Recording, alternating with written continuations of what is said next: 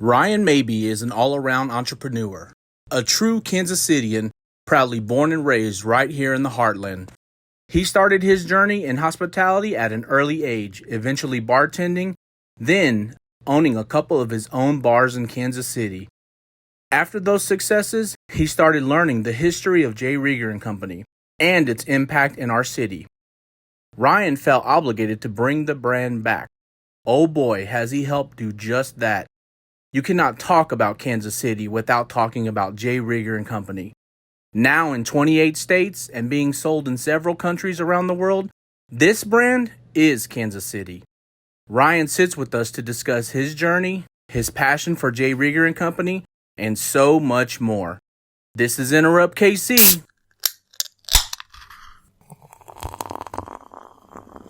Enjoy this episode.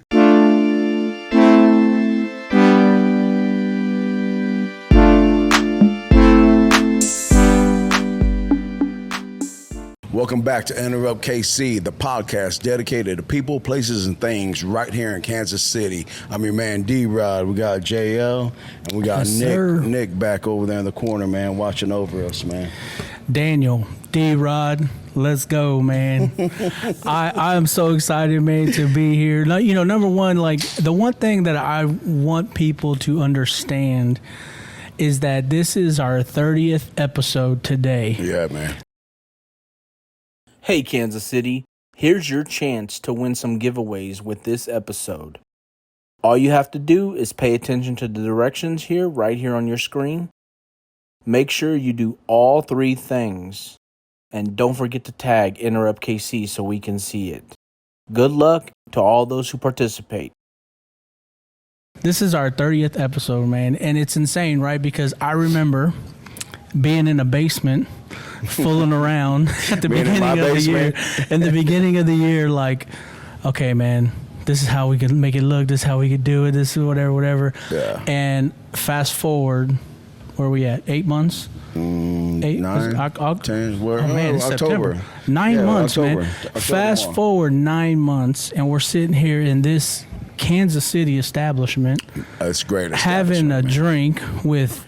We're going to get to our guest here in a second, but it's crazy, man, just sitting there thinking about it. Yeah, man, 10 months ago, basically 10 months, because we messed around the end of December. Yes. You know, and then we just start putting out content in January, you know. And where it's gotten, man, it's been pretty amazing. It's been great, man. And this past weekend, we were down at the Riverwall, the Berkeley Front Riverwall with Scribe and Gear and Emmett and, you know, all those artists down there beautifying the city, you know. Austin Alexander, I mean, Port KC has an ambition to go and to break the mural wall length for murals. So that was a great time. I think I learned this weekend that's like pushing 3 miles long. Yeah. To break the record. Yeah. But the fact that Kansas City wants to do it and we got that type of support, I think is amazing, man. Man, if you think about it, all them murals all down Crossroads area, through all the buildings, throughout everywhere, man, that it originated even there where Austin Alexander did on Troost. I mean, that was 20, 30 years ago. Crazy how long ago it was been. Great, man. Before we get to our guests, one thing I want to say real quick. How about those Royals? Man, look. See, how about those Royals, man? You know, when I came up and our guest, man, that's the first thing he said. He was ready to celebrate, man. And I think we're going to do that. We got a little bit of beverage here, man. A little bit. We're going to do just a little something. You ain't going to get too crazy, man. But that's reason, in fact, why I wore my hat, right? Hey. I mean, you know, October boys are back, man. Right. I'm excited, man. I'm excited. Hoping to make a game. Real talk. Everybody that knows these episodes that we put in, man, I wear a hat and I wear a shirt for a reason, man. So I wore the shirt, man. The borracho, man, because it's what we're about to get into. Oh here, yeah. Right? I feel that, and man. I feel that for our boys in blue, man, going that way, man. That's right. So good luck to the Royals, man. With Absolutely. That, we're going to go ahead and interrupt our guest today, D-Rod. Let's do it. I can't wait. And by interrupt, you all know we mean introduce our guest, none other than the man himself, Mr. Ryan Maybee. What's up, Ryan? How you guys doing? Man, we're doing great, man. How you doing? Good, great. Man. Yeah? Yeah. We're here at J. Rieger, man. Thank you. Right behind you. the lounge. Where are we right now? Like, describe where we are here in J. Rieger. Well, we're actually we're in the Monogram Lounge, so the second floor bar restaurant space, like right at the top of the stairs. We have this really cool mural right behind me here that spells out the Monogram Lounge and our shield, the iconic Rieger shield logo. Yes, sir. That's where we're at. So you guys serve food and beverage up here? Is that how it goes up here? Yeah. We throughout the whole building, we've got 4 bars. For like entertainment spaces, basically with different bars and different food in each space. This one, the Monogram Lounge, is your more kind of big group social gathering spot, kind of full menu concept. We can get about 300 people up here. Oh, really? Up here? Do you guys ever have entertainment up here in this room? We do a lot of private events up here.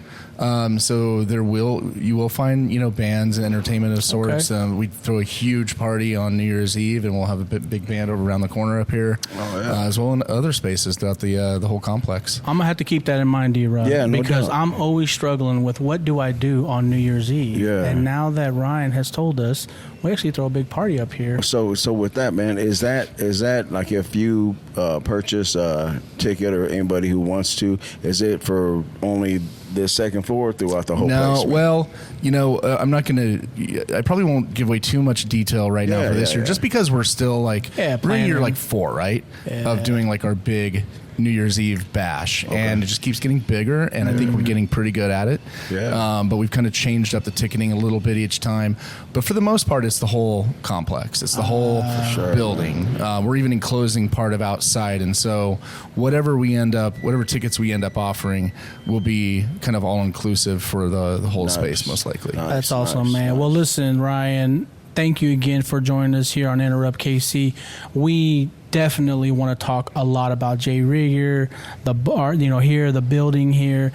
But we also, man, part of what we do is talk about our guests and grab the story of Ryan Maybee. So, Ryan, for those that don't know, and I know a lot of people know you, where are you from, man?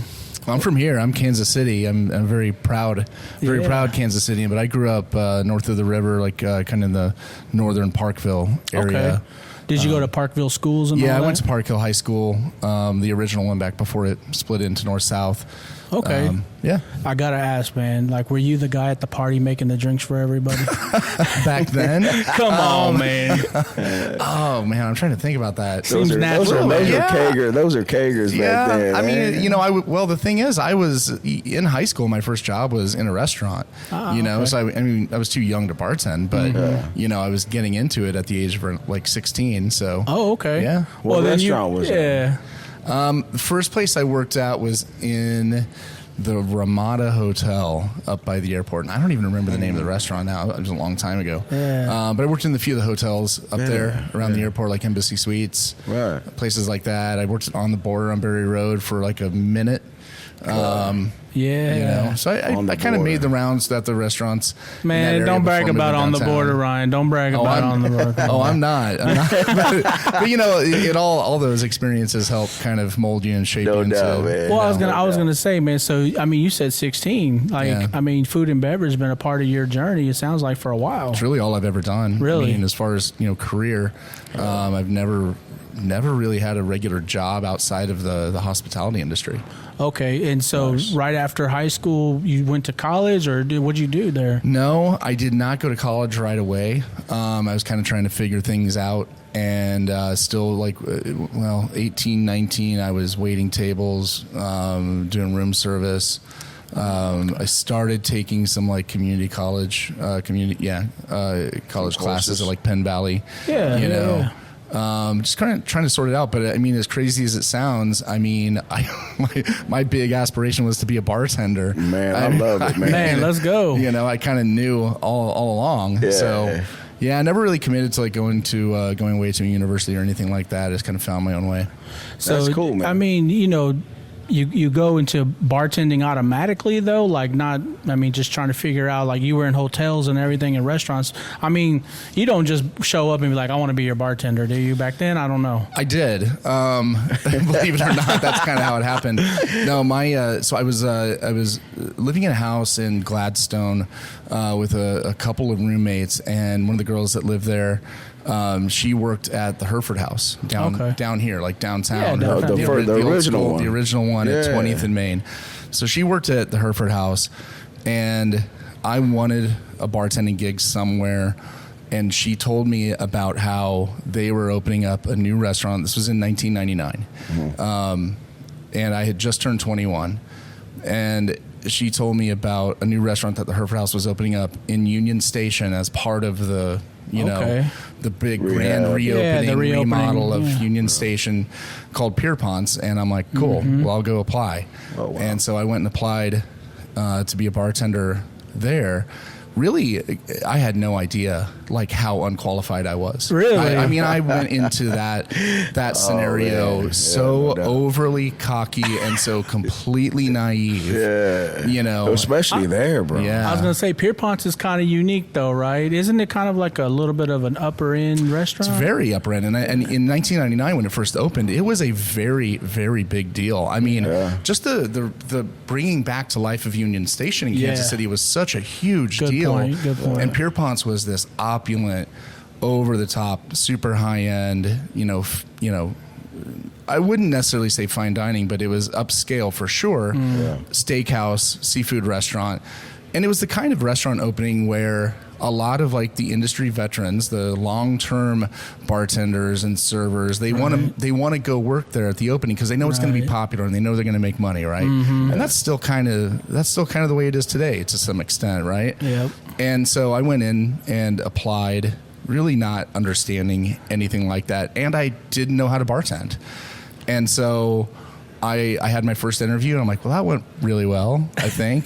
And then I just kept pestering them. I kept calling them back saying, hey, when can I get another one? And so then they kind of caved and they gave me a second interview. And the second interview was really funny because it was with the bar manager.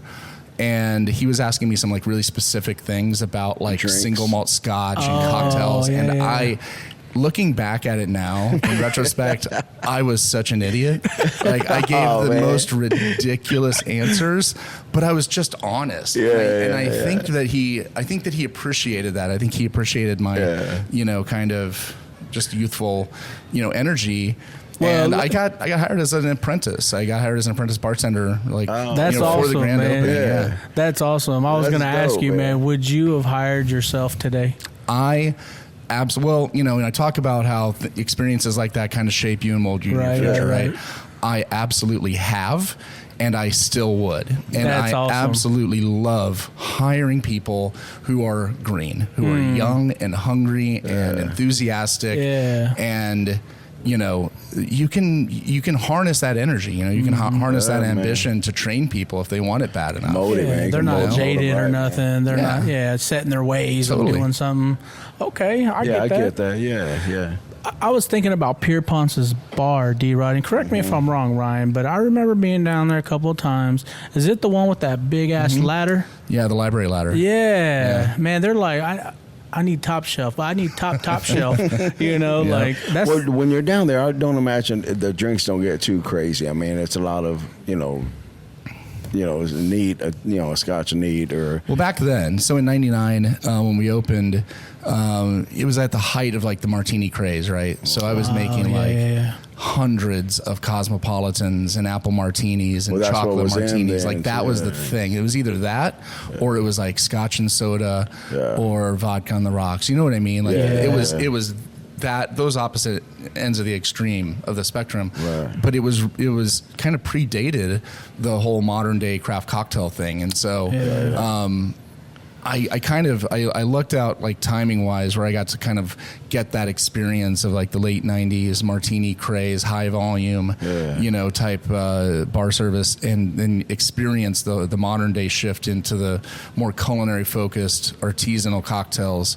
I kind of experienced that at a pretty young age. When you get into Pierpont's, I mean, you're green, right? You didn't know nothing. So did they train you? Like the way you said it was an apprentice. So is that common for bartenders back then? Or even today? I think it's more common. I think I called myself an apprentice back then. In hindsight, really, it wasn't necessarily like something that they gave me, but I will tell you that the other bartenders did. They absolutely looked at me that way. And initially, the moment that I realized, like, oh, how did I get here, was like the first night of training, like 2 weeks before the restaurant opened. So this is for like the grand opening, you know, and we were training off site. And the very first night of training, we're all sitting around a round banquet table, and we go around the table introducing each other, just the bartenders, like all the bartenders in a group, each position's in a group. And everybody's like introducing themselves, and I've been working, 15 years at, Plaza 3, or I've been at JJ's, and you know, and like these kind of, even if they were young, even if they were in their 30s, they're like pros, and then there's me. I'm 21. I just came from on the border, and I was a server there. And the first impression, I think everybody was like, you really don't belong here, that was kind of the initial, like, it was really baffling. But I think people warmed up to me pretty quickly, and they sort of welcomed me into their little, their kind of core group as sort of an understudy. And, I learned a lot from a few of those bartenders back then. I learned a lot about how, what to do right and what not to do. And, it was definitely, in my mind, an apprenticeship type of experience. Was it everything like you felt like, because you said you wanted to be a bartender, was it everything you thought it would be and more? Man, I absolutely loved it. But it was more than that. Like, I loved every second of it, and I worked there for 5 years. And I mean, I'm sure there were days where I, wasn't at my best, but I can't really recall a day ever walking through that beautiful building, through the Grand Hall at Union Station to go into work, and never once thought to myself, I don't want to be here. Like, I loved it. I really loved my job. I fell in love with the industry there, and that's where I decided that I wanted to, be my own restaurateur. Being a bartender, man, I mean, your boy used to be a bartender back in the day too, man. Savoy Grill. Well, my very first, I'll tell you a little something about my very first gig I got. Oh yeah, it was over on 55th and Truce. This club called Tiger's Den. Shout out Tiger Lily, man. But I think, Joe, you've been there. I've been there. Yeah. You follow me in my whole bartending career, man. But I did attend that Savoy also, man. The best thing I used to love about it, maybe you feel the same way too, Ryan, is the transformation that people would get, man. When when somebody will come in and they're having a shitty day and they come down and they have a drink or they just kind of relax, just seeing that transformation that they put on, man. I love that. I mean, and that's such a big part of it. It's such a big part of the, the hospitality responsibility. Like that's what we're supposed to do. We're supposed to be able to read the guest and give them an experience that they remember, or they at least feel good about. You know what I mean? Know when to back off and know when to go in, and man, when they get on the bar and start dancing, that was all cool. I mean, you worked there 5 years, you said? Yeah, I was at Pierre Ponce for 5 years. So this is 99 to, let's say, 2004's. What was you walking away with that night back then? I'm curious. Oh, dude, I did really well. I mean, it took me a while to work into like any place, any bar, any restaurant, reputation. It takes a while to work your way into getting the best shifts. Yeah, you know what I mean. Yeah. One of my favorite, like iconic bartender, legendary bartender authors was Gaz Regan, and one of his quotes that I'll never forget is, "The early bartender gets the best shifts." Yeah. And I think that says a lot. I mean, you gotta work hard. You gotta be dedicated. You got to be responsible and reliable. People have to count on you. So it takes a while. You may not make real good money in the very beginning, but if you figure out the system and you prove to your employer that you're trustworthy and reliable, then you can make good money. And so like in the early 2000s, I eventually got to a point where I was working 4 nights a week behind the main bar. Because there were a couple of other bars, so like banquet bars and things like that you'd kind of have to rotate through. But I got to a situation eventually where I was basically the main bar bartender 4 nights a week. I'd have 4 nights on and then 3 nights off, which is exactly what you want. That's right. Working not even a total, like maybe close to 40 hours a week, but usually less. Right. And, probably 70, 80 grand a year back then. Nice. Yeah. I mean, doing what you love, like you said, right? Yeah. Well, I knew other bartenders around town and other places at the time that were making 6 figures. I mean, you apply yourself in the right place and you can definitely make good money. And that's good in the early 2000s for real. Yeah. I mean, that was really good. Yeah. So after Pierpont's, what was next? So I got to a point there where I loved that job so much, it kind of scared me that I was like, I could see myself waking up one day, being 50 and still mopping the floor at 1 a.m, and I knew that I wanted to own my own place. Right. And I felt like the best way to get to reach that goal was to just put myself in a position where I would have to force myself to succeed, instead of just like, I was comfortable. You know what I mean? And I think one thing that, entrepreneurs, I think a lot of entrepreneurs will acknowledge that the best way to accomplish some of these things is to put yourself in an uncomfortable situation that forces you to figure it out. Oh, yeah. Yes, sir. Yeah. You can't be too content. Well said. And so I quit. I didn't just walk out. I mean, but I got a job I got hired as a wine sales rep. So during my 5 years at Pierpont's, I also got my SOM, my wine sommelier certification, which made me kind of a target for some of the distributors to like go sell wine. And so I ended up taking a job as a sales rep for a local wine distributor. And the reason that made sense for me at the time was that I would be working mostly in other restaurants, like going to other bars, other restaurants, and selling them wine. And I would also be working with, on the distribution side of it, and with suppliers and importers. And so I'd start to understand that aspect of the business. I would learn a lot about that side of the business, and I could also see how other bars and restaurants ran their wine programs and their bar programs instead of just getting that one experience that I had, And so I went and did that, and it didn't take me long to figure out how much I hated it. I really did not like it. How long did you do that for? About 18 months. Okay. So about a year and a you half. really hated that job then. Yeah. I just missed being behind the bar, and it was so different. Sometimes sales can have a way of kind of taking kind of removing the appeal and the allure of whatever it is you're selling out of it. Where it's all about like crunching those numbers and hitting it.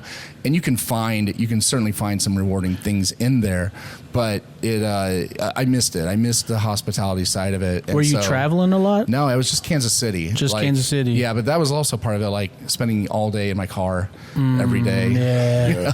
And you become accustomed to talking to people, meeting people every day to that. Yeah. That's a big difference. That was a really drastic change of pace. But in hindsight, it was exactly what I had to do, and it worked out. Because about a year in, I decided, okay, I got to find my way out of this, and I was actually ready to just go back and bartend somewhere. Okay. Like I started looking at some bartending opportunities, and it just so happened that after I gave my notice and I was getting ready to leave, I was notifying all of my accounts, letting them know, and I had built a good relationship with a lot of them. Right. And one of them in particular asked, she kept asking me like, well, what are you going to do? Where are you going to go? I'm like, I don't really know yet, but I want to. She's like, what do you want to do? So I told her, I'm like, I want to open my own bar. And I had this vision for a wine bar at the time, and so just started talking about it, and she was willing to invest in it. Really? Yeah. Wow. And then I had another account in the Crossroads so this is actually kind of funny, and this is a pretty good story because it actually relates to a bar that is still in existence today. Okay. So there was this place in the Crossroads at 16th and Walnut, and this is before It was before the Power and Light District was built. It was when the Sprint Center was like a hole in the ground, hadn't been built yet. The T-Mobile Center today, so none of that was there. Right. But we were on the verge of like starting that construction downtown. 1 block south of there, at 16th and Walnut, there was this little rustic coffee shop in this like really big, empty kind of old warehouse building, like just brick building, and the coffee shop was called Chapatulas, named after the street down in New Orleans. The guy was from New Orleans. And I just loved it. It was a cool little shop. I would go in there. He had a liquor license, but he didn't really sell much booze. But he would buy high-end wine from me and just sell it to his buddies, like, whatever. He would always ask me, like, what good, like, high-end Italian wines and stuff like that I had, and I'd sell him stuff. And I would always go in there, and I'd be like, dude, do you realize what's happening in this neighborhood? Like, what's going to be built right there and there? And you have a liquor license right here. I mean, this place is going to explode. Right. And I would tell him that all the time. And so one day, after I gave my notice and everything, I went in and I told him. And he said, well, what are you going to do? I'm like, I don't know. He goes, well, do you want to buy this place? And my first reaction was like, yeah, that's funny. You serious? I don't have any money. I can't afford it. Yeah. And I'm like, well, how much? What do you mean buy it? Like, what do you have in mind? And he was like willing to sell the whole place with furniture, liquor license, absolutely everything, turnkey business. Wow. For, when I say a ridiculously low amount of money, I mean a ridiculously low amount of money. That really caught me off guard. And even though I didn't necessarily have that kind of money in my bank, I was like, you had an investor. I can figure something out here. So I went back to the other one. I told her about it. And that's how JP Wine Bar was born. So that was my first bar that I opened, and so kind of just fell into my lap. Like as I was making my way out of being a sales rep, this opportunity just kind of happened. Was that common? I mean, Bar. that type of deal or that type of negotiation, I don't know what you would call it. I mean, is that common that time frame? I think maybe in that time frame. Here's the thing about like selling bars and restaurants. I mean, most of the time you're not going to sell them and get a lot of money. I think it's really, really rare for a bar and restaurant to actually sell a business for a large sum. Okay. You'd have to be really, really successful, very well established, very well run. Location. Right location. All those things to sell, because once once people realize that you're like trying to sell, they kind of suspect something is wrong, and then they just wait for you to go out of business anyway. Yeah. You know what I mean? Yeah. Oh, yeah. But like that was just a really modest little coffee shop. I mean, it was sparsely furnished. It was a blank space, which actually made, in my opinion, made it more intriguing because I wanted to make it more of a bar anyway. He didn't have a bar in there. And you called it JP Wine Bar. JP Wine Bar and Coffee House. I opened in 2006. Okay. In May of 2006. What's incredible is, Ryan, is that you actually were telling him, like, hey, man, this place is about to explode around here. And he's like, you want to buy this place? Yeah. I mean, you had the vision. You saw it already, Man. Yeah. I think it's great that, you made that work, man. Yeah. Well, thank you. No, I'm very proud of it. And the reason it's relevant today is that space is now Tannen Wine Bar. So if you've been in Tannen, and that's what we built back then. So we, like where the bar is, the majority of the way Tannen looks today is the way that we built it out back in 2006. And so, did you sell yours to Tannen? Yeah, more or less. Like 2 years. That's a whole nother chapter. Yeah, sure. But yeah. So I got out of JP's a couple years later. But the best thing about it, and I love Tannen. I'm very proud that it's still there, and I have absolutely nothing to do with it, but I love it. And I try to go there, once in a while, and I always send people there. Right. The great thing about that is having taken a blank space, an old building in an unattractive, at the time, part of downtown. Yes, sir. Where nobody wanted to go. Nobody. And it was empty. And put some investment and some energy into it to build it into something. And now, even though I don't own it, somebody else owns it and they're running it, it is still providing a service to the community and it's become a long established part of the fabric of downtown Kansas City. Yeah. And I think that's just really, really cool. I love that it's still there. Yeah. I think it's amazing, man. One thing I wanted to ask you though, so you turned it into a wine and coffee? Wine bar coffee shop. Bar coffee shop.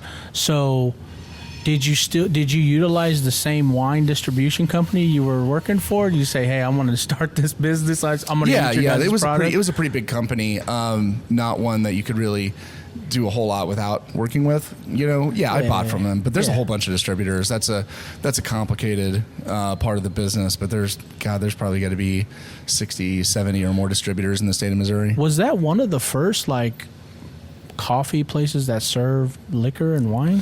Probably. I was gonna say, I can tell you that not common. Like what we did with the wine bar concept back then, the JP wine bar concept was really ahead of its time, and it really caught a lot of attention. We were doing wine flights.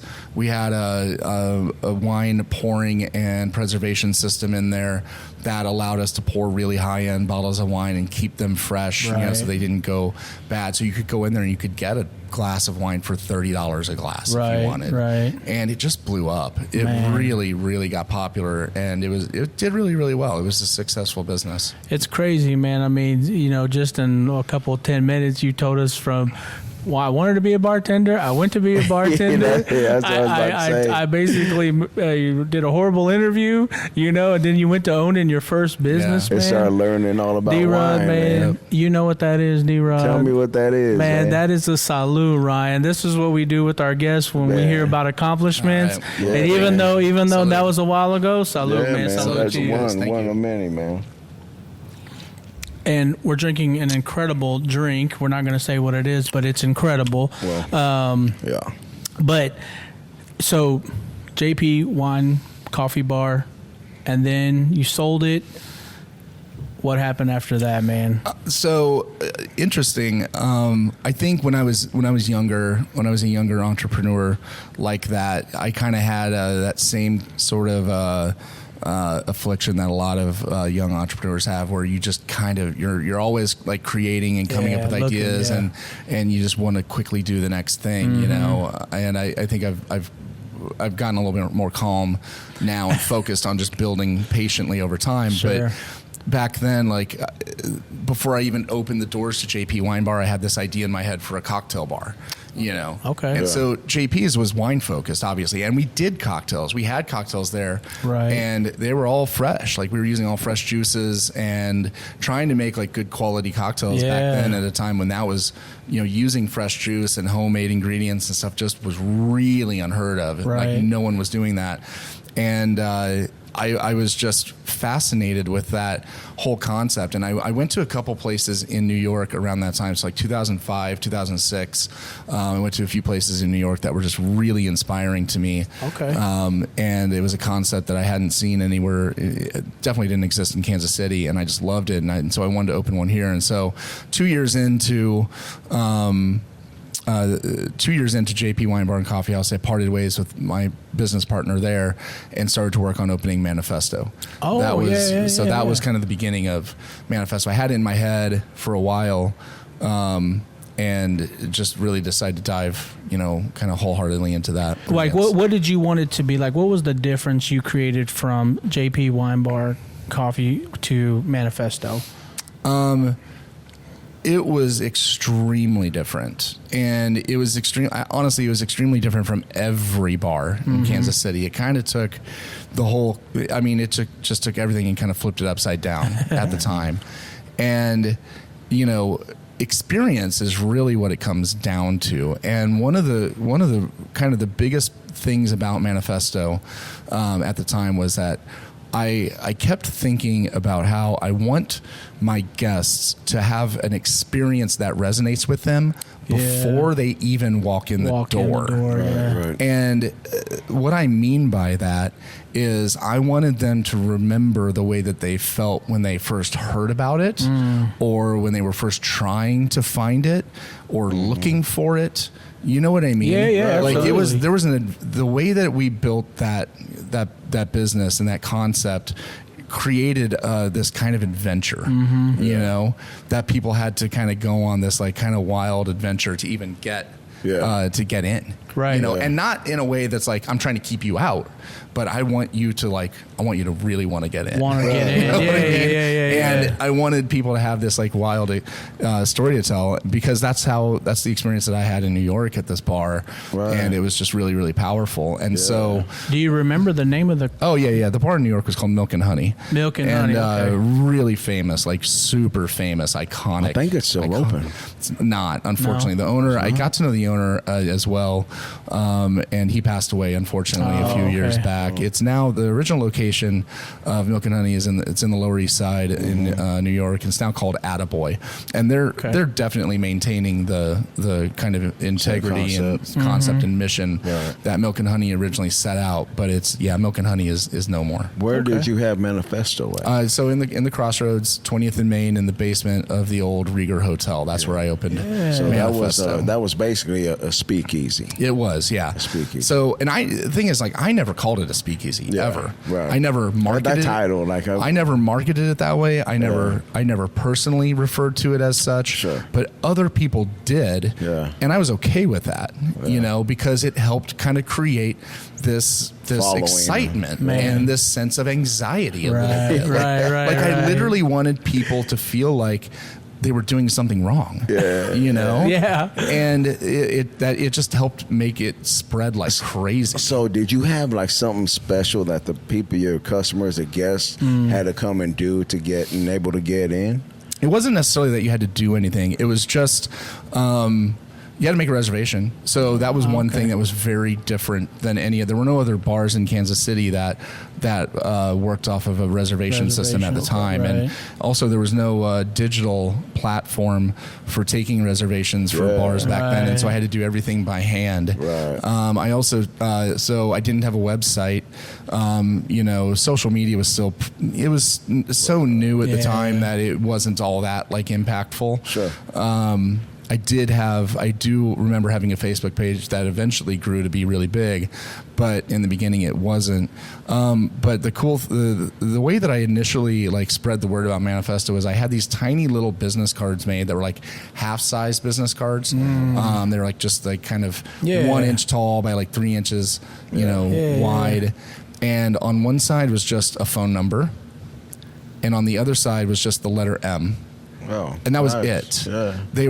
It was meant to be like what is this? It was meant to be very mysterious. Yeah. And we would take reservations by text message. And so the way that you got in was you texted that number. That's how you got in. And a select few got them cards. I give them out to everyone. Really? It was the absolute worst kept secret in Kansas City, but that was by design. Again, it was to like create this like vibe and feeling, but I wasn't trying to keep anyone out. Nice, It was a horribly kept secret. Man, that's great. But it just created this like energy where people wanted to experience it, but that was just the first step. That was just like getting in the door. And I tell people all the time, the reason that Manifesto ended up becoming as successful as it was, won a whole bunch of awards, lasted almost 12 years, all these things, was a really, really great business, was not. If it was just about that experience of getting in, if it was just about building this image, it would have failed after a couple of years, right? Because people would have been in on the thing at some point, like, okay, well, the shtick is over, whatever. Right. Yeah. But it was never a shtick. Once you got in, once you were in the bar was really special, and the drinks were like unlike anything you'd ever see. Like, I was the first bar to have mezcal in Kansas City. I was the first bar to use multiple types of ice, and to utilize different methods of preparation and smoking cocktails, and like getting really, really crazy creative with culinary techniques. And so we were putting forth these really beautiful, really thoughtful, detail-oriented craft cocktails, so that once people did get in, like, they're wowed by the experience as well. Like a presentation. That was really the whole thing. I mean, it was about the beauty of the cocktail and them smoking cocktails, man. I love them, man. Yeah, they're great, man. Some people got them big old jar things on them. Now everybody does them. Well, I got one of those little wooden things that you put the stuff in and got some little holes in it. Yeah, put it over the glass. I got one. I was gonna ask you, like, when you said I was the first one to use different ice. What do you mean by that? Well, I mean, now it's everywhere. You see like large clear ice, right? Like or the big balls, balls, or like the spheres, or the 2x2 cubes, or the tall Collins cubes, or crushed pebble ice. You know, like that. So different types of drinks require a different kind of ice. Right now, that's a given, and that's pretty much everywhere. It is. And there's businesses in Kansas City that just sell ice, and they sell different types of ice cubes. And that's really cool. But back then, no one else did that, and so we were the first one. Manifesto was the first bar to do that in KC, and it just got people's attention. And that's straight from like those experiences that you had in New York City. You saw that? Yeah, I saw all that stuff there. I mean, but the thing is, I wanted to give it my own personality, and I wanted to make sure that it wasn't obviously like Kansas City trying to be New York. It was just Kansas City trying to be an elevated Kansas City, if that makes sense. Well, I mean, back then, man, I mean, you were a pioneer for that, because nobody, I mean, I know when I went to Manifesto, I didn't think like, cause I had been to New York a couple of times. I never thought like, oh man, this place is trying to be like New York City, It's just a cool ass bar in Kansas City, you know what I'm saying? Yeah.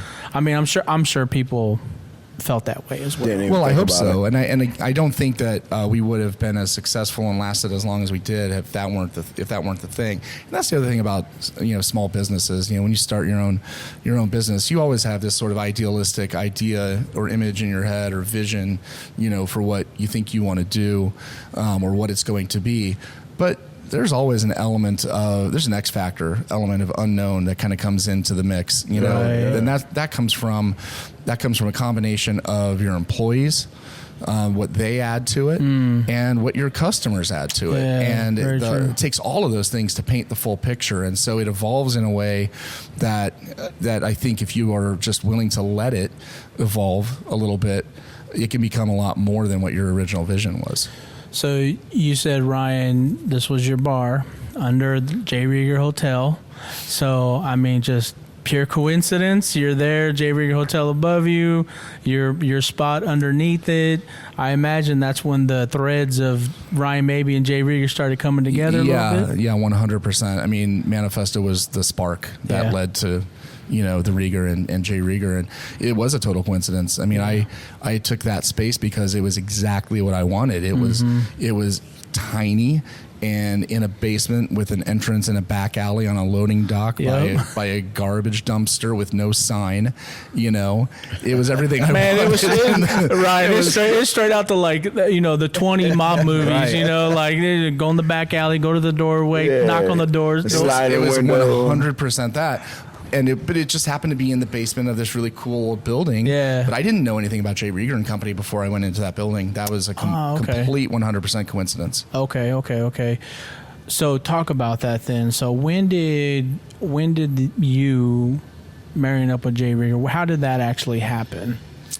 So about 1 year in to Manifesto, I had an opportunity to take over. Manifesto was going really well, and I had a chance to take over the first floor, the old lobby space. So remember, this the Rieger was no longer a functioning hotel. Right. I mean, it hadn't been for a long time, decades. Yeah. In fact, the most recent thing, that it had been was the Dixie Bell, for like 10 years, from 1989 until 2000. But so I took over the lobby space in 2010, and I was going to do a restaurant, and that was kind of the pinnacle of my dream and my vision, was to have my little cocktail bar, restaurant, then have a nice high-end restaurant on the first floor in the same building. And it was such a beautiful building with the original tile floor with the R logo in it. And I did know that the building had once been called the Rieger Hotel, because the word Rieger was carved in the top of it out front. Yeah. So you couldn't really miss that. Yeah. But I had no idea what that meant. And I wanted to know more. I wanted to know more about the history of the Rieger name and the brand and the hotel. So I wanted to work that into the concept of the restaurant. We were going to call the restaurant the Rieger. right? Okay. Just Yeah, after yeah. the hotel. Yeah, Because yeah. I felt like Makes that's sense. the soul of the building. That Yeah. is the identity. Let's bring it back and let's already on the tell building. that story. Yeah. And so I started researching the history of the Rieger Hotel. I started looking for old photographs online and anything that I could find. And I found this old photo of the outside of the building on the south wall that had this large, like 30-foot tall mural, hand-painted mural. This photo is from like 1916, like right after the building had been built. Right. And it was a painting of J. Rieger and Company monogram whiskey. The exact Right there was logo behind that you. I've got right behind me on the wall. Wow. On a bottle. And I mean, at first I was like, I couldn't even really wrap my head around what I was looking at first. And then it dawned on me. I realized that there was not only a Rieger hotel, but there was a Rieger distillery Yeah. back at that time. And so it just led me down this rabbit hole. I started researching it and I just discovered so much. It's like I had never seen it before. I've lived in Kansas City my whole life. Yeah. And I had no idea that there was ever a whiskey distillery in Kansas City. Do you know where that distillery was at? Yeah, it was in the West Bottoms. You know exactly where it was. It was in the West Bottoms on Genesee Street. It was on the stock exchange. Right across the street. Yeah. From the stockyard there. Okay. So, I mean, just this rich, deep history, Right. and I was blown away by it. And so I immediately decided to incorporate the Rieger whiskey heritage and history and imagery and all that stuff into the concept of the Rieger restaurant. Okay. And like the Rieger family was still around. I mean, I don't know, like is that their name and you're using it? Well, What does that look? Yeah, at the time I didn't know anyone from the Rieger family. Okay. And I mean, honestly, at the time, it didn't occur to me to look. Okay. Like it was done deal. It was already bellied up. I mean, the it's just hotel's an closed. old brand that's like gone for 90 years. Yeah. So no, I mean, as far as I can tell, there was Nobody. excuse me, there was no Rieger family member, but I learned quickly that there was. Yeah. Oh, really? They come calling like, hey, what are you doing, man? Yeah, the opening night of the restaurant. Really? Night, December 20th, 2010, right before Christmas. That was our grand opening night of the Rieger restaurant. Rieger restaurant, yeah. And Andy Rieger walked in, and I think he was 23 years old at the time. Yeah. And he asked for me by name, and I went up to him, and he introduced himself and told me that it was his great grandfather that built that building. Wow. And I was floored, man. I mean, my head was already on a swivel. Opening night of a restaurant, Yeah. And now I've got and it turns out he was the last Rieger family member. Like, is that right? Yeah, like the last of that family lineage. Okay. And Andy Rieger. he had heard about it, what we were doing, and he wanted to check it out, and he just wanted to offer his support. Man, that's really? That's nice, man. So it wasn't like, hey, what are you doing with my family name? Right. It was no. Well, it you're was all doing good. something with it. Yeah. I mean, how could he get mad, right? You're doing something with it, man. That's like a homage to it, man. Well, and I mean, you're opening a restaurant. It's a big night. It's right before Christmas, right? Yeah. And I mean, there's nothing probably what anxiety and happiness all around you. I would imagine. I don't know. All of it. a few cocktails, All the emotions. Nobody's coming in to Yeah. destroy your night. I wouldn't think, man. And then this guy comes up, hey man, I'm a Andy Rieger. You're like, Yep. what? Yeah. Not tonight. Yeah, really caught me off guard. What was your menu, man, for the restaurant? Did you have? So we were. I mean, it was the Rieger over the next 10 years became a pretty iconic Kansas City restaurant. Okay. My partner in that venture was Howard Hanna, Chef Howard Hanna. I mean, my background is all booze, right? It's all booze and front of house hospitality. I'm not a cook. I was gonna say. So the only way I was going to open a restaurant was with partnering with someone who knew what they were doing on the kitchen side of it. Right. And Howard and I just shared a lot of the same kinds of visions and ideas at the time, and his food was just freaking phenomenal. Yeah. Like, he was great. It's still to this day, we never did figure out a good, simple way to describe the food there. We never did, because it was too complicated. Like, how do we? I mean, it's farm to table. You know, we were really strict about, you know, where every single ingredient came from. You know, like taking care of our local farmers and you know that had like sustainable practices and things like that, and using just the best quality stuff. But Howard was Samoan. So he had this like Samoan heritage that kind of influenced his cooking. That onto it. He worked that into it. He also studied in France and Italy, and he was an expert pasta maker. So we were making pastas from scratch, like every single day. Like all of the pasta was made from scratch in house. But we were not an Italian restaurant, you know. So it's really difficult to pin down exactly what that concept was. His mantra was just beautiful food for the people, and that's something that kind of he painted it on the wall right above the pass in the kitchen, and it was something that, you know, we kind of lived by and abided by in a daily manner. It sounds to me like it's like a Kansas City food, man. Kansas City restaurant, Kansas City food. Yeah. So I was gonna say, man, with that, I mean, because we had Vince Paredes on, and he owns a farmhouse, and he does farm to kitchen too. And you know, the best way, what you're saying is like there was no real like plan, and he kind of set that straight for us too. He was like, man, whatever I get, being a chef, I whip up something, you know, and just work it together. I imagine that's what Chef Hannah was doing. Yeah, it was very much like that. It was very, very thoughtful. All of the ingredients were very thoughtful, and yet none of it was real fussy. And what I mean by that, it wasn't like tweezers on every plating and dish. You know what I mean? Like it wasn't such a delicate piece of art that you didn't want to eat it. It was, you know, it was like, you dig in, and it was also, we did a lot of family style. Like we did a lot of family style service that really brought people together. So it was wonderful, man. It was a really special place while it lasted. And you did that for 10 years? Yeah. Ended up, we opened in December of 10, and then shut down. The last day of service was Halloween of 2020. So, you know, about 6 months into COVID. Yeah, I was going to say, right through the thick of COVID right there.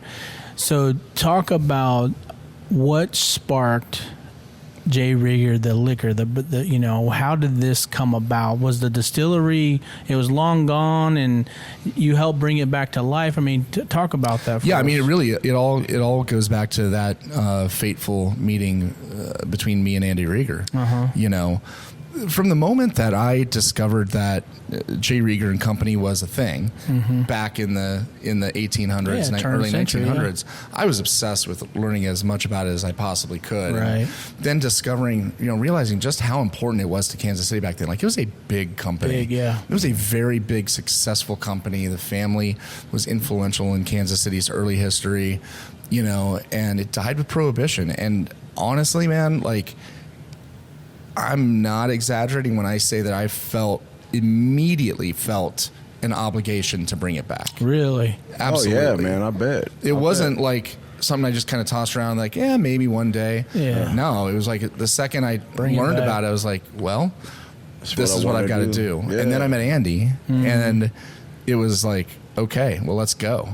You know, like it fell in place, man. It fell in place. Yeah, for sure, man. You meet them. Are some of the, I mean, so they were making this in the early 19th century, right? 1887 is when we started. Wow. Yeah. And the same taste, flavors? I mean, did you change it? That's really complicated. I mean, that's a real long story without a clear answer. Okay. You know, we have definitely done our due diligence in trying to figure out exactly what J. Rieger whiskey was back then. Okay. But that's frankly an impossible task to know for absolutely. sure. And I mean, it's like I said, it's complicated, but it comes down to the fact that prior to Prohibition, there was no government regulation over anything, no permits or licenses issued, or you know, actual like rules and regulations, nothing like that. And so there's no documentation about exactly what we were making or what anyone was making back then. It's a lot of like, you know, archaeological digging to try and put the pieces of the puzzle together. I just know, Ryan, you know, we're Hispanic, man. Yeah. And, you know, grandma writes her recipe down. and that thing is handed down generation to generation. When I first met Andy, I was hoping. I'm like, tell me you've got a recipe, right? But I'm saying, man. Well, if you got you said something about you did your research and was finding all kinds of stuff and looking for it or something like that, right? Yeah.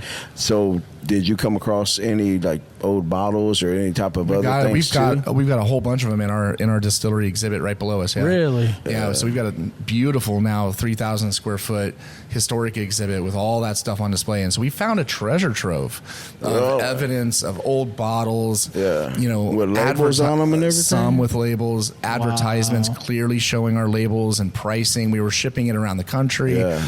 And then further than that, beyond just the kind of commerce aspect of it, did a lot of research into what was going on with American whiskey at the time and trying to replicate that. So, I'm pretty confident in saying that the style of whiskey that we released in our Kansas City whiskey is a style of whiskey that would have been made back then. Right. Okay. And it's different, maybe, but it's our own interpretation of what we were making back prior to Prohibition. So I was thinking, all right, we're talking about this Prohibition and all that era and back in the early 1900s and all that.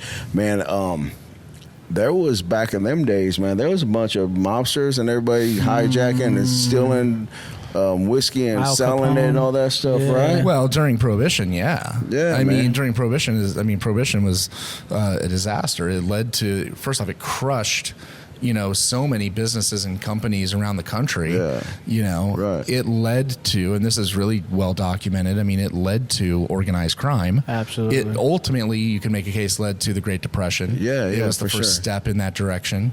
Do you got any stuff about some organized crime that? Oh, there's tons. Especially in Kansas City. Well, we know that already. We do have quite a legacy here. Now, one of the most fun stories with regard to that is one at the hotel, the Rieger Hotel, right at the restaurant. When we were doing the remodel to open the restaurant, we found an old bullet in the wall. Is that right? Yeah, we found a bullet. It's on. It is also here in our historic exhibit. It's downstairs. You got the wall piece? No, just we dug it out of out of the plaster. And then we found an article in the Kansas City Star from, it would have been the mid 1920s. I forget what year, probably 25 to 28, something like that, of a shooting that took place just outside. Oh shit! And we also know, and this is a very well documented fact, we also know that Al Capone frequented the Rieger Hotel. I would imagine, when he was in town. So he stayed at the Rieger Hotel. We know that for a couple of reasons, because it was just a couple of doors down from Tom Pendergast's office. The Jackson County Democratic Club was just a couple of doors down on the same side of the street from the Rieger. And so Capone would come into town on the train, get off at Union Station. He'd stay at the Rieger Hotel. He'd do business with Pendergast, and if he had to make a quick getaway, he could get right back on a train. And don't forget, he would drink J. Rieger liquor. Well, no, unfortunately he didn't, because that was during Prohibition. That was, I could imagine Al Capone being like, okay, I can't drink, there's Prohibition going on. No shit, man. If there was only a picture of him somewhere in that lobby with that emblem down, that would be cool. That'd been badass. Have you seen, I don't want to get off subject here, but it's kind of on subject, Boardwalk Empire? Yeah, I've seen. Well, I haven't seen the whole thing. I've seen episodes of it. Okay, man, I love that whole series. Nucky Thompson, the whole Atlantic City, man, because it's all about liquor. It's all about the liquor, the mob, and Prohibition, and all what it created out there on the East Coast in Chicago. Yep. So it's pretty crazy, man. So when you decided, I want to bring this back, okay, you called Andy. Yeah. And what'd you tell him? Well, I actually mentioned it to him that first night that we met. Oh, really? And of course, he thought it was a crazy thing to kind of throw out there to someone that you didn't know. But I did throw it out there, and then he was wonderful. He came into the restaurant, like 2 or 3 nights in a row. That weekend he was in town right before Christmas, and so I got his number, and he was living in Dallas. He went back to Dallas, and I didn't talk to him for like a year. It was almost an entire year passed, and I hadn't spoken to him, but I had continued to work on doing my research on the history of the brand and kind of come up with an idea, preliminary plan for, bringing the brand back.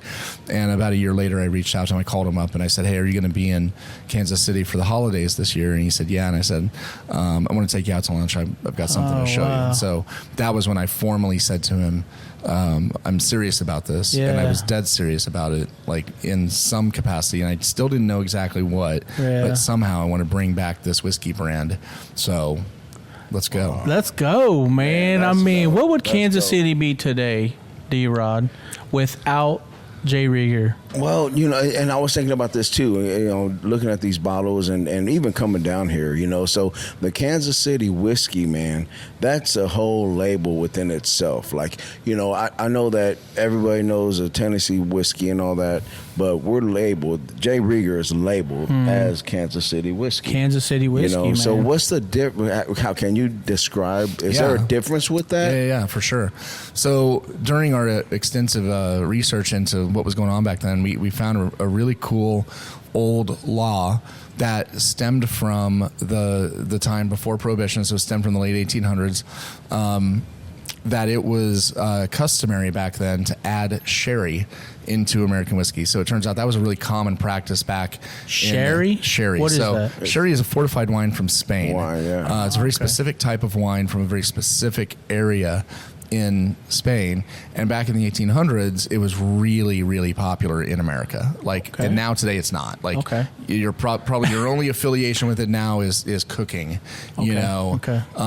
Unfortunately, because there are some really beautiful wines, but it was. It turns out it was a common practice to add a small amount of sherry into American whiskey, and this was at a time when our company would have been thriving. Yeah, and so I got really excited about this idea of doing that. Nobody else was doing it. So, long story short, it took a while to get our recipe down, and it's very intricate. But I went to Spain, sourced sherry directly from there, landed on a really beautiful one, and because of the uniqueness of the recipe and the process that we go through to make it, the federal government, the TTB, granted us permission to classify it as Kansas City whiskey. And so when you see that Kansas City whiskey on the label, it doesn't just mean we're a Kansas City brand, but that is a specific type of whiskey. There's just like if you see Tennessee whiskey, or bourbon or whatever, it has a meaning. What does Tennessee whiskey have? Well, they're basic. I mean, Tennessee whiskey is essentially bourbon that's gone through an additional charcoal filtration process they call the Lincoln County process. Okay. So it's real close to bourbon. It's just like one little step different. But the point is that, it's something that is specific to that area and that state, right? That has history, has legacy, and authenticity dating back, to the 1800s with George Dickel and Jack Daniels and all that. And so it's calling it Tennessee whiskey celebrates that sense of place, right. And that's what I think we've done with ours, and I hope to continue doing with ours, is that Kansas City whiskey celebrates Kansas City history, and also says a lot about American whiskey's history. Because it shows that not all American whiskey has to be bourbon. There's other stuff out there. Is J. Rieger the first to be considered? Man. JL. You know what that is. Ryan. You know what that is, Ryan. Right? That is a salute, Ryan. That is a salute. Shout out to you for bringing that back, man. Hey, there it is, man. Kansas City whiskey, man. When did you do this? Man. I mean, you're in the restaurant. You said the first night I told Andy this. Yeah. So I didn't know anything about the whiskey style at that point. It was just like, let's bring it back, whatever it is. Sure. Let's bring back the brand. But I mean, you're researching, you're learning all this history, you're learning the laws, you're doing all this work. Traveling. So what year did you actually make this official? Officially, we launched on October 30th of 2014. So we're coming up on 10 years old right now. Hey. We're about to celebrate our 10-year anniversary. Man, you're gonna have like a 10-year celebration bottle. And no, like we're a actually special about edition. to yes, yeah, actually we are. It's funny you ask because we're gonna start. We've already figured out that recipe and that label, and we'll be promoting it here in the next week or two. Sign me up, man. Yeah. I'll take I'd one love right to now. come man. down here for that. Hey, can we get an Enterrupt KC edition? That'd be kinda Let's go. Anything's possible. Who do you work with? I mean, you said you went to go, sole source the sherry. You build this flavor, right? How long did that take? I mean, the process, but from the moment that Andy finally said, yeah, I'm in, let's do this, to the time that we launched was about 2 years. Okay. So like 2012 to 2014, 14, it was about a 2 to 2.5 year process of making this thing a reality. Yeah. That seems fairly quick. It seems fast, but I mean, Kinda. how many iterations of flavors did you get? Like Quite a lot. Did you know what you were looking for? At first, no. Okay. No, we learned along the way. Okay. And when we first started down this path and working on, figuring out what the whiskey was going to be in the bottle, we had no idea about the sherry. That happened on accident. That happened later on, like as we were in the process of developing it. Yeah. It came to our, attention. So, part of it's serendipity, but the overall process of trying to formulate the recipe and the blend of the whiskey that's in the bottle, it went through a lot. It went through a lot of different iterations, and I would take empty bottles to my good friends in the industry, like bartenders whose palates I trusted, and other people that are pretty notable people, professionals in the industry that have really good palates. I blind taste them, and I just get them to give me feedback. I wouldn't tell them what it was. It's like, okay, tell me what you think. Try this. Yeah, and then it'd be like, okay, you like it, or I give them like 3 different versions. And I like that one. I like why, and ask them to explain it. And then I'd say, okay, now take that one and make it into an old fashioned. Now, does it make an old fashioned, a good old fashioned? Right. You know what I mean? Yes. So there was a lot of that. There was a lot of R&D. Yeah. There was a lot of like tasting panel kind of focus group type stuff. We didn't just rush into throwing something in the bottle and slapping a label on it. I mean, you have a lot of industry friends, right? So I mean, they're going to give you an honest opinion, I would imagine. Yeah. Well, not only that, but you're putting this name on it, bro, right? Yeah. Like you're putting Jay Rieger, and that's history. Yeah. So it has to be something pretty damn perfect and pretty exact. I felt from day one not only an obligation, but I felt responsibility for sure to do justice. I mean, we were prior to Prohibition, we were not just this historic brand, but this really successful historic brand. We were the largest mail order whiskey house in the United States. We were shipping our bottles from coast to coast, and so I did feel this pressure and this responsibility to ensure that we were putting a really good product out there. Like the quality had to be there. Right. So the quality, let's talk about that for a second. We all know that there's the barrels that they go in, right? It's a standard industry, 53 barrels. Also, I read that it depends on how you store it. Storage. If there is like a top floor because of the heat versus basement versus second floor or whatever else, I imagine you had to go through all that as well, trying to figure out to mess with that taste. Not initially, but we are now. Yeah. Okay. So, when we launched in 2014, we were initially buying barrels of whiskey that were already fully matured, sourcing them, buying them in bulk, to create our own products. Totally common way to do business. But at the same time, we worked with Dave Pickerel to build this distillery here, to start distilling our own, but it takes years, to your point. Yeah. For whiskey to mature in barrel takes years, right? To do it the right way.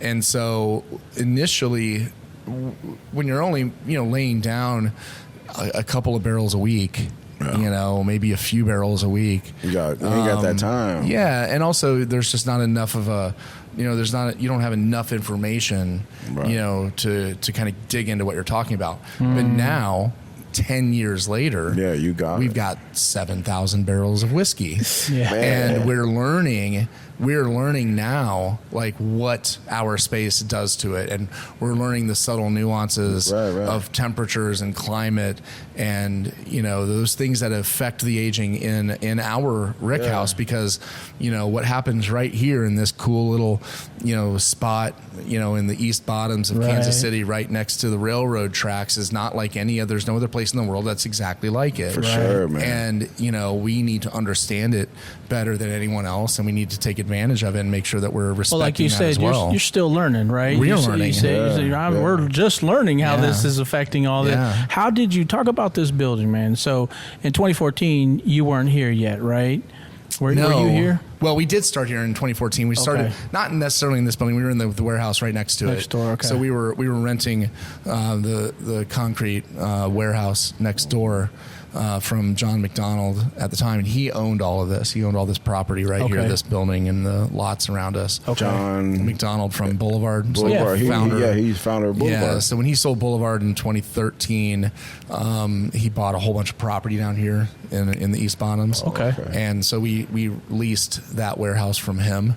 Gotcha. Right. And then it just it grew pretty quickly. Yeah. And so it didn't take us long before we had to go to John and say, we need to buy this property and this building from you, and we would expand into this space. Because when we first started, when we first launched the Kansas City Whiskey, we didn't have a bar, we didn't have a tasting room, we didn't do regular tours. Right. We were just making booze. Making booze in an old warehouse and shipping it out. Right. Yeah.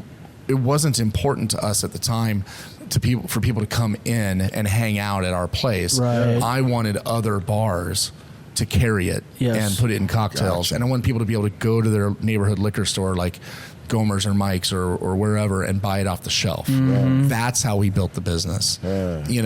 This part came later. Mm-hmm. The entertainment aspect of it, the hospitality aspect of it came a few years later. That's when we got this building from John and started working on it. Well, it sounds like, I mean, that's, to me, hearing your backstory, Ryan, you already knew how to do the hospitality part. You were going to make that gold already. You just need to figure out the liquor distribution part, right? We had to figure out how to make whiskey and how to make it a legitimate product out in the market. Yeah. Right. How many businesses in Kansas City today hold J. Rieger? Oh, wow. I don't know. Hundreds. Hundreds? Yes. Okay. I don't even really know. Probably more, over 1,000. I would say. And how many markets nationally are you guys in? We are in 28 states nationally, and we have a few countries overseas that we distribute to. Is that right? Really? Yeah, man. Can you name a couple countries? Yeah, we're in Nova Scotia, Canada. We're in France, Denmark, and we have a few other pending smaller countries like in the Caribbean and some exotic places that are looking to bring us in. Did you fly to all those places? Yeah, absolutely. Well, I haven't been to Nova Scotia. I haven't been there, but I did when we launched Europe. I did go and actually work the markets in both Paris and Copenhagen. That's awesome. Is the whiskey competition in those places? I mean, I know you guys have vodka, you got gin, other things, right? Which I want to talk about that here in a second. We don't ship vodka over there. We do gin, 2 whiskeys, and the Cafe Amaro in Europe. We just do those 4 products. And it's funny, the competition aspect of it, you'd be surprised. I was really surprised at how little American whiskey was actually carried in those countries. I was going to ask that question. At almost every bar, restaurant you go to in any of those places, it's like they've got one tiny little section of American whiskey, and it's like pretty much all the same stuff. Really? They've all got Maker's Mark, they've all got Bullet, they've all got Jack Daniels. You know what I mean? But there's not much variety. And so I think our bottle kind of stands out because of that. For sure, man. When you talk to people about J. Rieger, that Kansas City connection, man, it has to mean a lot, and particularly now in today's environment, right, with Kansas City just being on TV all over the world, right? How has that helped J. Rieger and your guys' brand? I think it helps quite a bit. It's funny. it just means different things in different places, parts of the world. Yeah, you know what I mean. Well, even in the States. Yeah, or even I would say that's even more true here. Yeah, here in the States. Yeah, you for know. sure. But people have their own preconceived ideas of what Kansas City is. You know, we're either a cow town or flyover country, or maybe it's barbecue that you're familiar with, or now obviously it's all everything, man. Travis Kelce and Taylor Swift and Patrick Mahomes. Yeah, those are those are the top things that every single person in the world thinks of when they think about Kansas City. Yeah, everywhere I've gone lately, Ryan, somebody's like, "Oh, you're a Taylor Swift fan." Right. What's crazy is like, I went out of town not too long ago, man, and they told me I had a crazy country accent. Right? And I said, what? Right. You ever get told that? Here, man. I did a little bit when I was over in Europe. I mean, I never do here in the States. No. I mean, I think most people in the Midwest don't have an accent. I don't either. You know what I mean? You should have told them, you don't know what a country accent sounds like. Right. Yeah, no, man. But I think, overseas, it definitely stands out. Yeah. Somehow. When did your gin and vodka come along? Gin and vodka came along pretty quickly after we launched the whiskey in 2015. Okay. So about a year in, we released the vodka and the gin. Okay. Yeah. Those aren't too hard to they're not as hard. Vodka's not hard. As hard, right? Yeah, man. Vodka's not hard to make. Vodka's easy to make. Man. Making good gin is incredibly hard. Yeah. Like, that is an art form. There's a lot of people I know, they don't drink gin on purpose. They're like, you want gin? No. Hell no. I hate gin. You like gin? I love it. I love gin too. I like it too. I love gin too. How many different types of whiskey do you guys have? We currently have 5 SKUs of whiskey, not counting any sort of like single barrel or limited edition one-off. We've got our Kansas City whiskey. We've got we have 6. We've got 2, we will have 6. We've got 2 bourbons. We have a new bourbon that we just released. We got our bottled in bond bourbon. We have our bottled in bond rye, and then we have our monogram Kansas City whiskey, which is our like high end limited release that we do every year. So there's 5 primary whiskey bottlings that we do, and then you'll see some single barrel selections, and you'll see some kind of licensed things. You know, we've worked with other companies and organizations in Kansas City for some like branded stuff that you'll see. So. But yeah, mainly 5 whiskeys.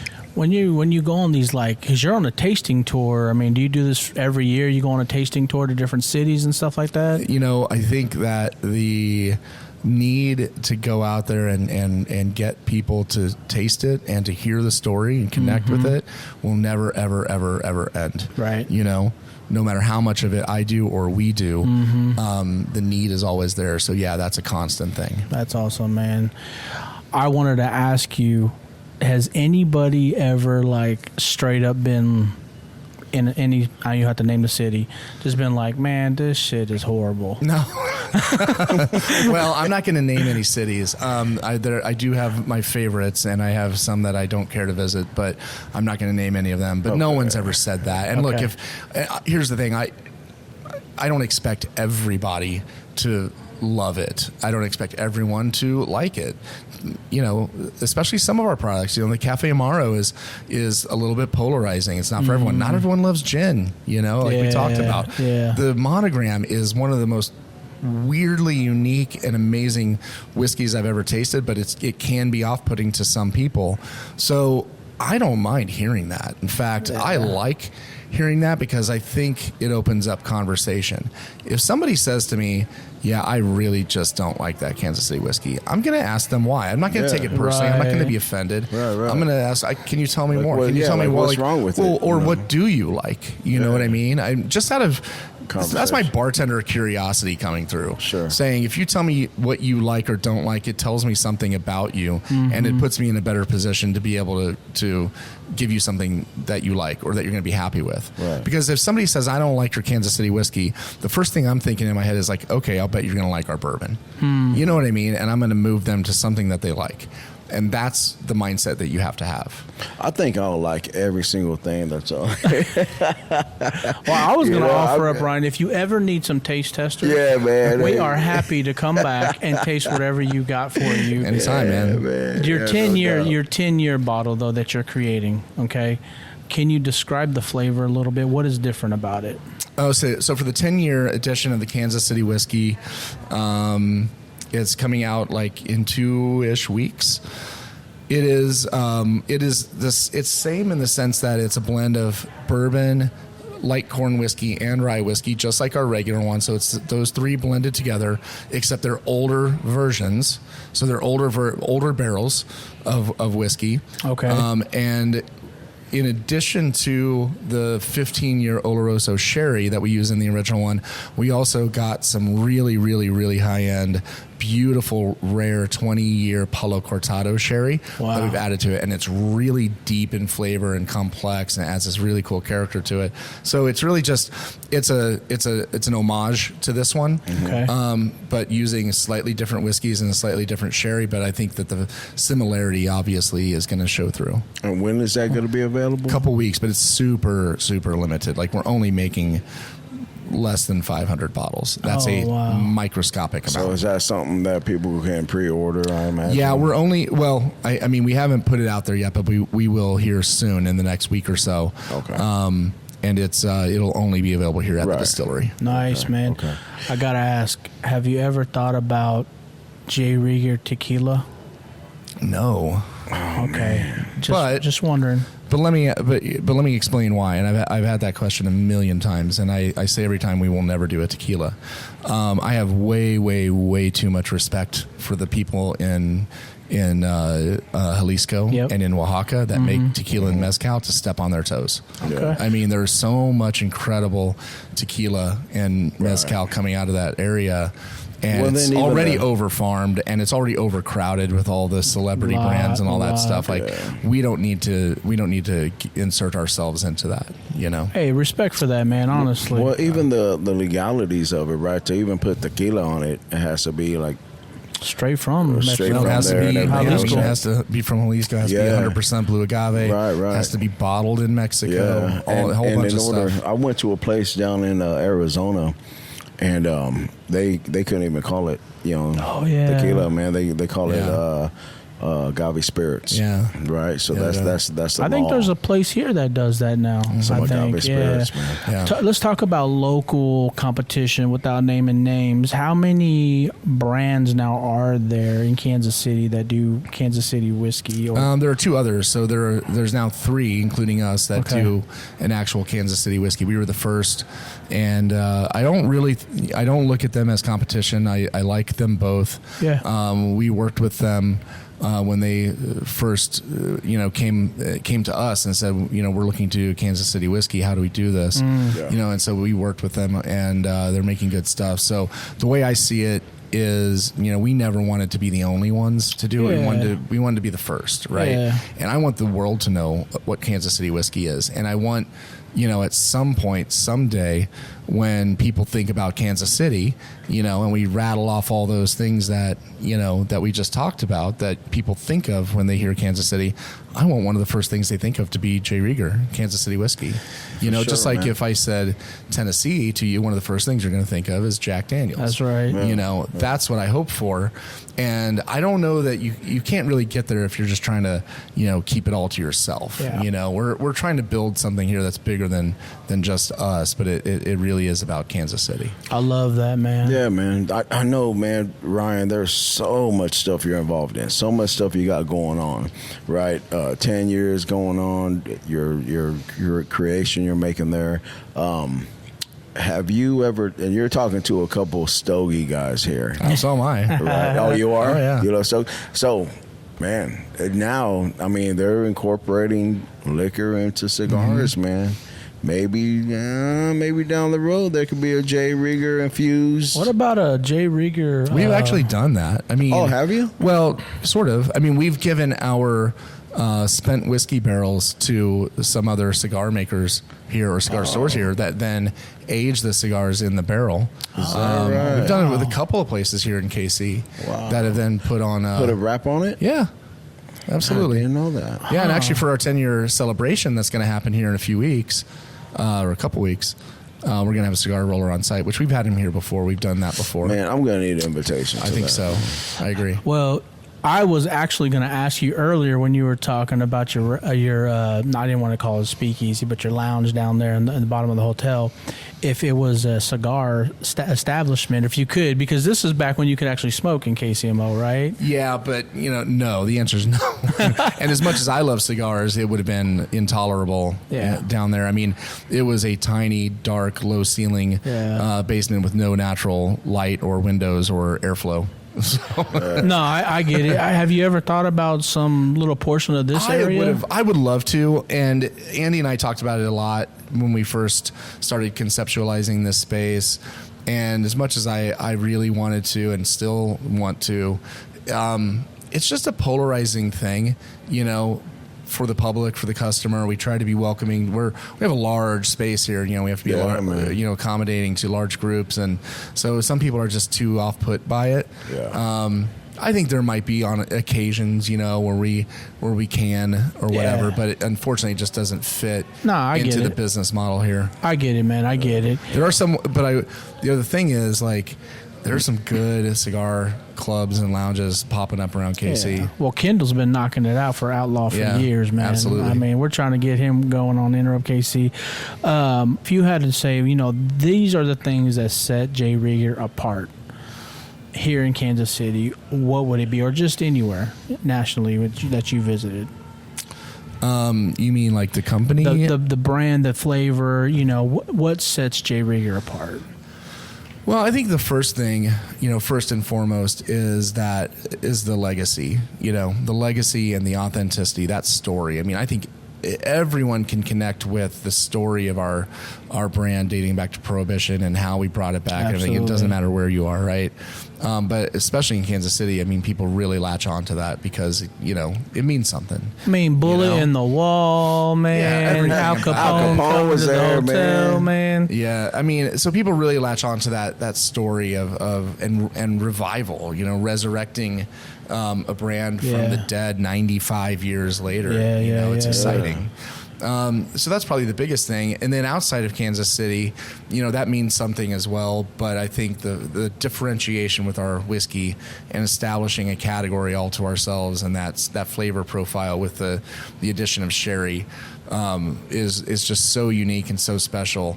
It's not just another bourbon. Yeah. You know what I mean? And it's something that people can really be attracted to. I love it, man. Let's talk about your place here a little bit more. So you have events here regularly, monthly. What does that look like? Well, I mean, we're open 7 days a week. Sorry. We host a lot of private events, so we have a ton of space. We have a lot of private event space. Yeah. So that's a big part of our business is event business. I came to the Christmas, what do they call it? The pop-up? The Sippin' Santa. The Sippin' Santa. Yeah, so that's one of our legacy events. So in addition to having, spaces that we rent out for companies or individuals for private events, we have our own legacy events. Sippin' Santa is one of them that we do in our, even though I don't have Manifesto anymore, we have a bar in our basement here called the Hey Hey Club that is kind of an homage to Manifesto. It's very much that same style. It's that loungy, small, cozy cocktail bar in the basement. Yeah, so we flipped that in the holidays into a surfer Christmas vibe, and it's super fun. It's over the top decor, Christmas decor, lots of rum drinks and tiki inspired cocktails, things like that. It's really fun. I mean, I think we came. Yeah, I came with you. I remember. How do people obviously got to make reservations for that? Yeah, I mean it functions just like Manifesto did, or really any restaurant for that matter, where you can go online and make a reservation. But even if you don't have a reservation, I mean, if there's room, you get in. Yeah. And when do you start that? That'll start right before Thanksgiving, I believe. Man, we know pretty good some people that are crazy about my wife Christmas. is looking right now like, where can we go? Crazy about Christmas, man. Yeah, and so it's really, really fun. That's coming. Yeah. Then we have our annual, one of our legacy events is a big Halloween party that we call Terror at Electric Park. Oh, okay. And it, kind of like New Year's Eve, it takes the entire complex, the whole building, outside. We go really over the top with the decor and the experience, and really, really, really fun. So that's coming. It'll be the Saturday prior to Halloween this year, and then the big one is the big New Year's Eve bash. I mean, our goal with the New Year's Eve celebration is to be that's the number one place that you want to be on New Year's Eve. If you're going to go out, that's the big shebang. If you're going to go out, you want to party and go out and dress up. We want you to come here. Do you attend that? Oh yeah, yeah. You all of them? Yeah. I mean, I try to. I think last year I was here for Halloween, but the year before that I was out of town. So it just kind of depends on my schedule. Yeah. Right. But yeah, I mean, if I'm in town, I'm here. Oh yeah. What is the experience you want to provide your customers here? Oh wow. First and foremost, I want the hospitality to be over the top. Like, I want them to have a unique experience, a unique special experience that makes them feel good, that makes them feel like they got way more value for their money than they did, and then hopefully they leave here inspired to want to tell others. Right. I want the experience to be so overwhelmingly positive that they leave here and they want to tell others, they want to bring them back. And even more than that, I want them to go out and next time they're buying a bottle to take to a house party or to give as a gift or something like that, buy a bottle of our Kansas City whiskey or buy a bottle of our bourbon or whatever. Yeah, man. We want to inspire that kind of support in our community. For sure, man. There may be people in our audience, man, that have not been down here. What would you tell a first customer, most popular drink, something that they can get? Mm-hmm. Right? I know everybody got a different flavor or whatever. What's most popular drink for a man, most popular drink for a woman? You got different ones, right? Yeah, and not only do we have different drinks, we have different drinks at each bar. So every bar, all four of them have their own kind of unique concept. So if you want cocktails, if you want to geek out and have fancy, really beautifully well-appointed cocktails, go downstairs to the Hey Hey Club. That's what you're looking for down there. I didn't know that. Yeah, man. Up here, Monogram Lounge, I mean, this space, serves 300 plus people. Yeah. And so the only way we can service that many people all at once is, fast. You got to be fast. And so we've got all of our cocktails are on draft. They're mostly simple, straightforward cocktails like a gin tonic and a horse feather with our whiskey and an old fashioned and things like that. But we're cranking them out because we're pouring them on tap. Sounds good. So if anybody comes down here, if they don't have what you want, level 3, go to a different level. Go somewhere else. Yeah, Bar, you go outside to Electric Park and we've got frozen drinks. It's kind of it's kind of a theme park vibe out there outside. So we have a lot of fun with it. It's or if you're looking to taste through a lineup of our whiskeys, you go in the tasting room and get a flight. So there's definitely, you can kind of choose your own adventure, I like it, man. I love it, man. Yeah. How big is your team at J. Rieger? We currently employ right around 120 people. Wow. Approximately. Okay. Yeah. And these are just work here, you're building your... Most of it is here in the building, and it's everything from production floor to hospitality, front of house, back of house, kitchen, bartenders, servers, all that, tour guides, maintenance, and then we have a sales team. We have an admin, an office team, a marketing department, graphic design.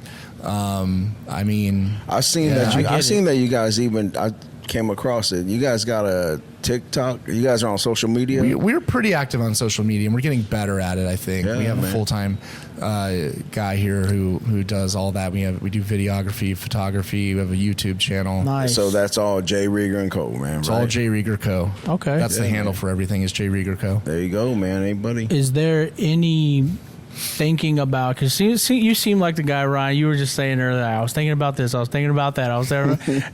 Are you thinking about an extension from this place somewhere else in the city, or is this it? Not, I mean, in my opinion, no. I mean, not another location, not a physical location, right? The real big win for us is going to be getting our brand behind every bar and restaurant and every liquor store in all the markets throughout the country. Okay. You know what I mean? Yeah, That's how a brand like this wins. That's how we win. the on-site business here is very, very important to us, and it's growing, and it's been really, really great. But I still look at it as kind of a showroom. Yeah. You know what I mean? Like this is where we showcase the Rieger brand, right? But we want to be everywhere else as well. And so that's really what we're focused on, and that's a much bigger goal. And it's a lot harder thing to kind of figure out when you're competing with global brands, that have a lot more muscle than we do. Yeah. So I wouldn't say that. We wouldn't open up another like physical location. Yeah, I mean, I just asked the question because I mean, like you just like seem like the type of guy that's always thinking about the next thing, So maybe I don't know. You want to share what's next? Sometimes that's a problem. I think it's. I mean, seriously, it's something that I'm guilty of. It's something that I think everyone on our team sometimes is guilty of. It's so easy as creative people. In any field, really, I think, to get excited about the next thing. You know what I mean? But I think it takes some discipline to ask yourself, like, should I really be trying to go on to the next thing if I haven't done everything I can with this thing that's already like going really well in front of me? I got an idea, man. I got an idea. Check this out, because I went on a small vacation, right? And I, leading up, because I knew that we had Ryan coming, so I was out in the bars and I was looking, man, like, shit, they gotta hear it. No, they don't.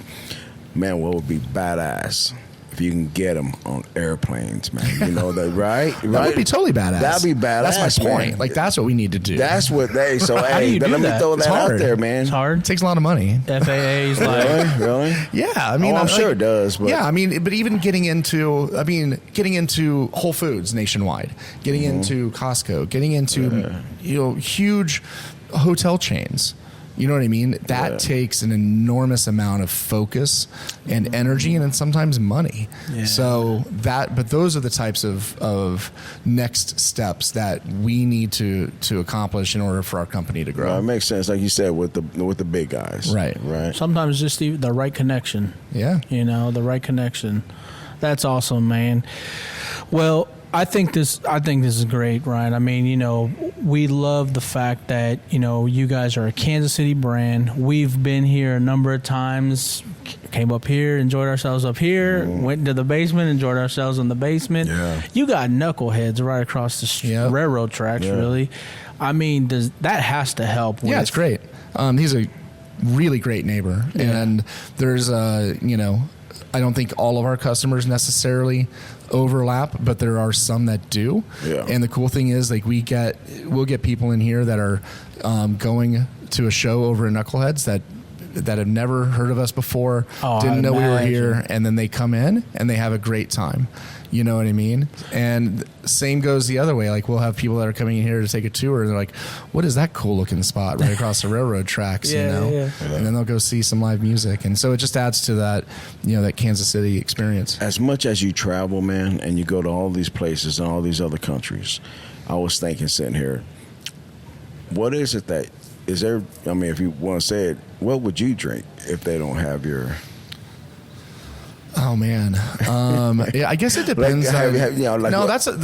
It's hard to answer that question because I like so many things. I'm not picky. Like, look, I'm going to support our brand wherever I'm out. For sure, sure. You carry I am in the world, little one on your side sometimes. But if they don't, I mean, sometimes I'm just in the mood to drink wine. Yeah. Sometimes it's beer.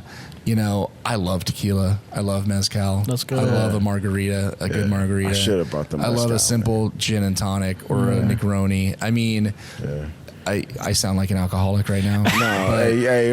I'm a bartender. Hey, where's birds of a feather, man? We all love that stuff too, right? Hey, man, what was your thoughts? Because then I think maybe, I don't know, but I'm thinking maybe 7 years ago or something like that, the Japanese whiskey came in, and like Hibiki and what was that? They started kind of coming in the scene pretty tough. There's quite a few now. I mean, that's relatively new, but there's quite a few on the market now, even here in KC, they're available. Right. Oh, yeah. Okay. And then, have you ever had or heard or had that Pappy Van Winkle, man? Oh, sure. Oh, yeah.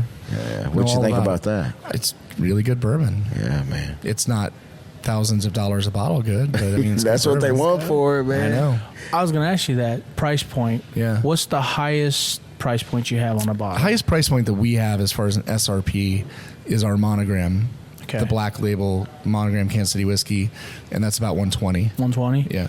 Okay, nice. And is the vodka and gin up there too? Or? Oh, no. We you know, I'll go back to what I said in the very beginning about how everything that we do, every decision we make, we always take into consideration bars, bartenders, cocktails, and we, especially with vodka and gin, you want to be at a price point where it's, you know, accessible to use in cocktails. Like if I mean, I want people using our gin in a gin tonic, you know what I mean? And so you can't be too expensive. Right, yeah. You're also not going to be as cheap as your, you know, plastic bottle swill. I mean, it's a really good, our vodka's really good. Our gin is really good. We are technically premium products. But I mean, the vodka should be like $19.99 on the shelf. And the gin is usually going to come in at like or below 30, like high 20s for the gin. Yeah. You know? Yeah. The new bourbon that we just came out with, which is really, really, really important to us locally, is like $29.99, like right around that area, and that's really aggressive for a bourbon of that quality. Okay. Our Kansas City whiskey is just a hair higher than that. It's like low 30s.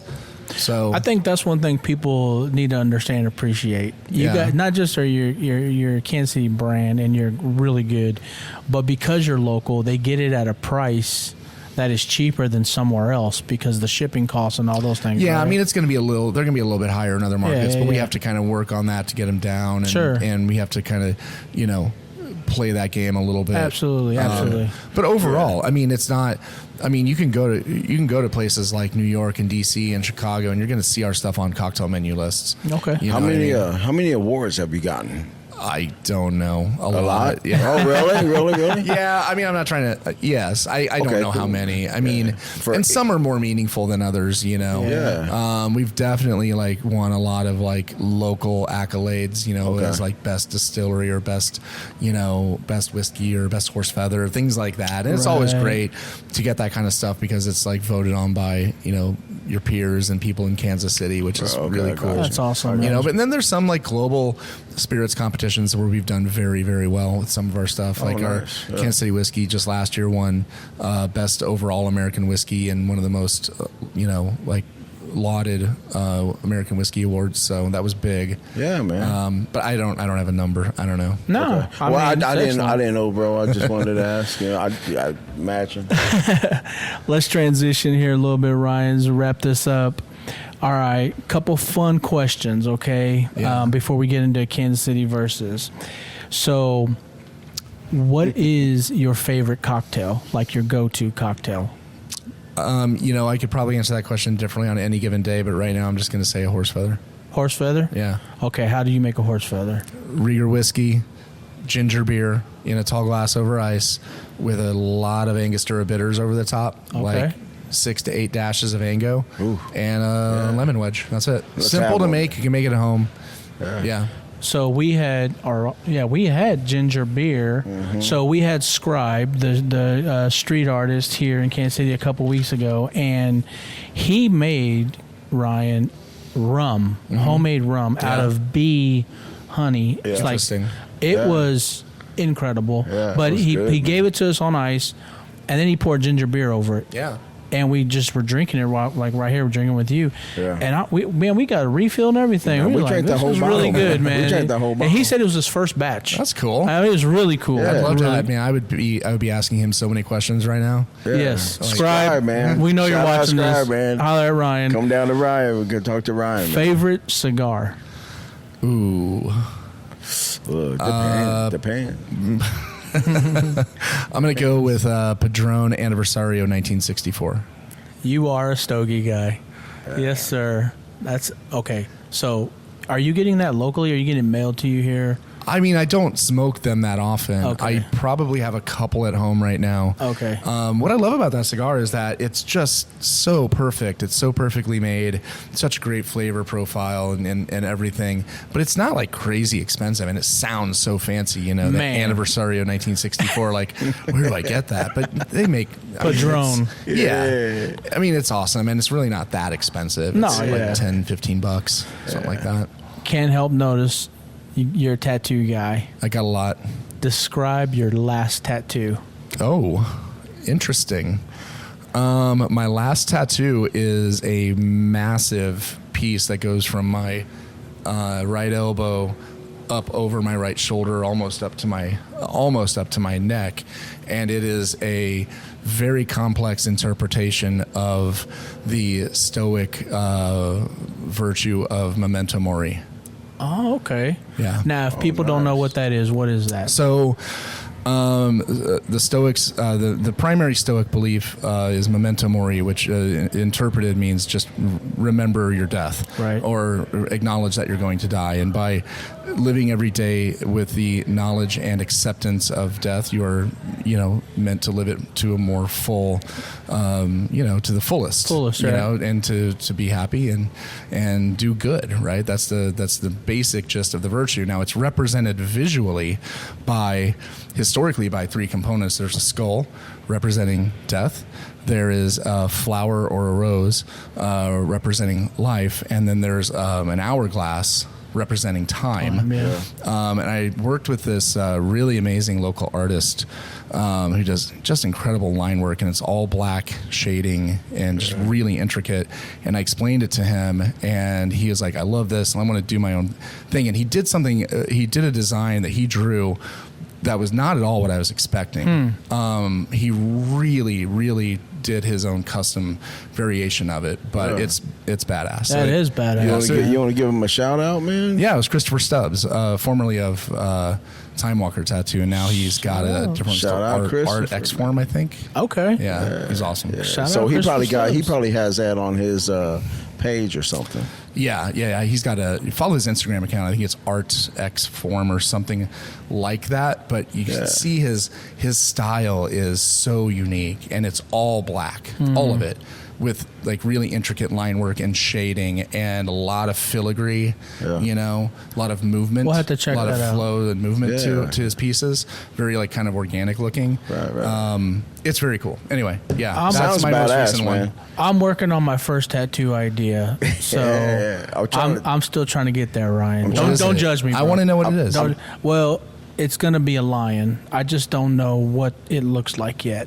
Yeah, I'm telling to go hardcore. Do I want it to be an angry lion, a serious lion, a happy lion? I don't know if I've ever seen a happy lion. I don't know. You got to get a lion with blood in his mouth and just got the gorging on a sheep or something.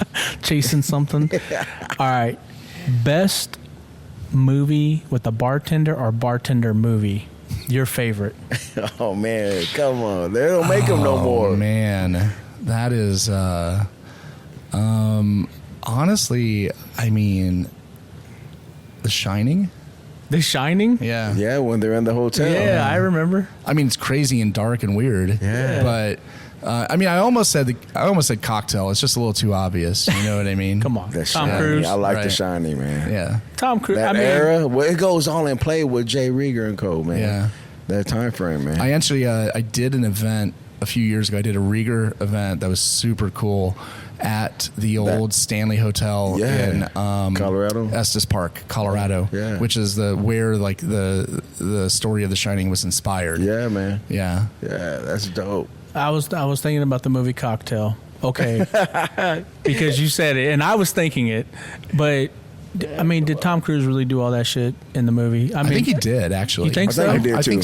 I mean, being the actor, and he's so cocky about doing all his own stunts. He is. Yeah, you're right. If he's gonna hang on to an airplane that's taken off, even at that age that he is now, he still does that shit. I know. You're right. So, I guess 30 years ago, he was flipping those bottles. Man. Did you do that stuff when you were a bartender? No, I mean, flair was never really my thing. I did have a signature thing that I did at Pierpont's back in the day where I would slide down that ladder. I would climb up to the top and make a drink called the library ladder. It was a shot, and I would slide down the ladder. That was my flair, but I didn't throw bottles and do all that stuff. Talking about the slide, man. Talking about the slide, where'd man. that thing come from? What about that slide? What's the story? That slide was the idea of our master distiller, Nathan Perry, when we were kind of sitting around one night, me, Andy, and his wife, Lucy and Nathan, we were all just kind of no idea was too crazy, when we were coming up with the concept for like, what do we do with all this space here? Like, we have a lot of space. And I think Nathan first suggested a fire pole, like, well, that's way too dangerous. And then it kind of graduated to a slide. Now, I honestly thought it would never actually happen. Like, there's no way we're going to build a slide, but we did. It's popular. I saw one of your staff members, instead of going down the stairs, just went right down the slide. It gets used every single day by a lot of people. Yeah. And it's not all customers. A lot of our employees use it. And you give people stickers when they go down it? If you want a sticker, we can give you a sticker, Man, I came down with the party and everybody went down. Yeah, it's fun, man. Went down it. Yeah, that's hilarious, man. Yeah, man, that's great. Appreciate you doing that. Okay, we're going to do some Kansas City versus. So this is all about Kansas City, Ryan. Okay. We're Enterrupt KC, people, places, and things, Kansas City. So we're going to give you two things to choose from, people, places, or things, and you pick one, but you got to tell us why. Okay? Like a favorite of the lineup? Mm-hmm. Favorite of the two. Okay. All right, so I'll go first, D-Rod. Okay, go ahead, man. I'll go first. All right, here we go. Bobby Witt Jr. versus Isaiah Pacheco. Bobby Witt Jr. Bobby Witt Jr. Why? I mean, that's he's an obvious Bobby almost. baseball, man. Let's go. Look, Pacheco's great. He's exciting, but Bobby Witt he's going to be a Hall of Famer. He's a legend.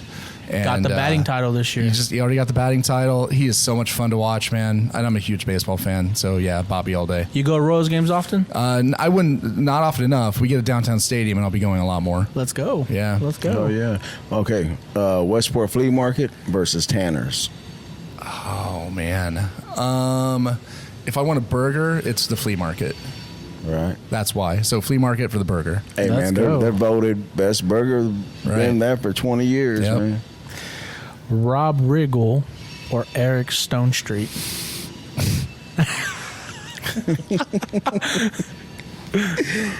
A little tough. Yeah. Man. I'm going to go with Eric Stone Street because of his the thing that he does where he pretends to be a Chiefs coach.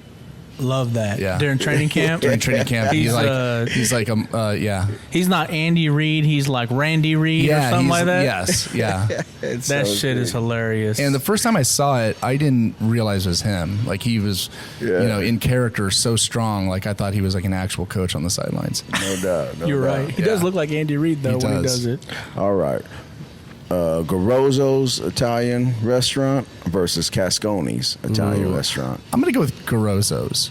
I just have I love Garozzo's. I've been there more. I've had the opportunity to meet Mike Garozzo on many occasions, being in the restaurant business, for so long in KC. Yeah. You get the spadini there? Oh, yeah. Of course. I mean, you gotta have. Which one's your favorite? Well, that's where chicken spadini began. Let's go. I was going to say it. Which one's your favorite? You got the traditional? Classic, man. Chicken spadini. Man, the Samantha, though? Yeah.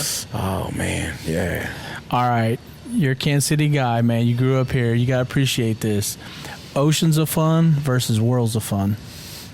Worlds of Fun. Love roller coasters, and I sunburn too easily. I feel that.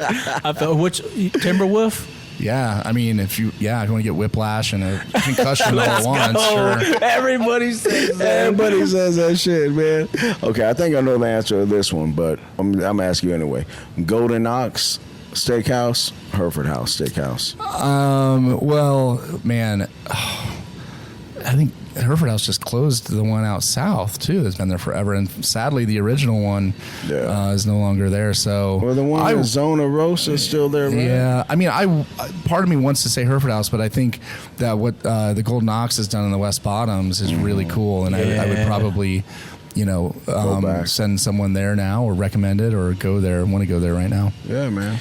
I bar back there. I didn't make it to bartender. But bar back in there back in the 90s it was busy, man. That place used to hump like around American Royal. Remember all those times? Yeah. It was crazy. Actually, you and I talked earlier about your nephew, V-Rod. Yeah. Last time I was at Golden Ox, he was a bartender there. Yeah, man. So that's something that Ryan told me when we came up here, man, that They call him V-Rod. V-Rod. Shout out V-Rod, man. He's going to know. He's going to know. Right, I miss V-Rod. Yeah, man. All right. Did you? Yeah, go ahead. Well, I was gonna take it to another level. Okay, I just want to ask one more. Royals playoff run versus Chiefs playoff run. Royals. Yeah, let's go. I mean, unfortunately, it's because it doesn't happen that often, you know? Yeah. We're getting every spoiled. 10 years. Look, Chiefs are amazing. We're getting spoiled, but the Royals, man, they get into the playoffs, and it gets my heart pumping. So what are we going to do this year, honestly? I don't know. We got Houston, right? No, we're in Baltimore. Starting Orioles, tomorrow. Man. Orioles tomorrow, yeah. Yeah. Second, third, man.